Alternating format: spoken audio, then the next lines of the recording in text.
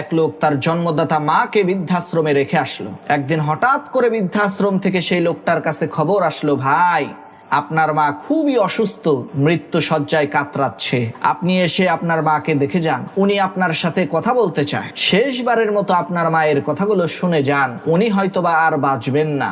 বৃদ্ধাশ্রম থেকে পাঠানো এই খবর শুনে সেই লোকটা বৃদ্ধাশ্রমের হসপিটালে থাকা তার মায়ের পাশে যেয়ে বসে তার মাকে ডাক দিল। তখন তার বৃদ্ধ মা তাকে বলতে শুরু করলো, বাবা তুমি এই বৃদ্ধাশ্রমের জানালার কাজগুলো মেরামত করে দিও, কারণ রাতের বেলায় এই জানালা দিয়ে অনেক ঠান্ডা বাতাস আসে, যার কারণে বৃদ্ধাশ্রমে থাকা সমস্ত লোকদের অনেক কষ্ট হয়। আর এই বৃদ্ধাশ্রমের মধ্যে তুমি ঠান্ডা পানির ব্যবস্থা করো, কারণ গরমের দিনে বৃদ্ধাশ্রমের মধ্যে ঠান্ডা পানি পাওয়া যায় না, আর গরম পানি খেলে তো গলার পিপাসাও মেটে না। আর বাবা এই বৃদ্ধাশ্রমের খাবারের রেসিপিটা তুমি ঠিক করে দিও, কারণ খাবারের মান এতটাই নিম্নমানের যে আমি দিনের পর দিন না খেয়ে থেকেছি। লোকটা তার মায়ের এই কথা শুনে বলতে লাগলো, মা এর আগেও তো আমি অনেকবার তোমাকে দেখার জন্য এই বৃদ্ধাশ্রমে এসেছি, তখন তো তুমি এগুলো বলো নাই, আজকে তুমি মৃত্যু শয্যায়, আজকে কেন এই কথাগুলো বলছো? তখন লোকটার মা বলতে লাগলো, বাবা আমি তো অনেক কষ্ট করে বৃদ্ধাশ্রমের এই পরিবেশের সাথে নিজেকে মানিয়ে নিয়েছি,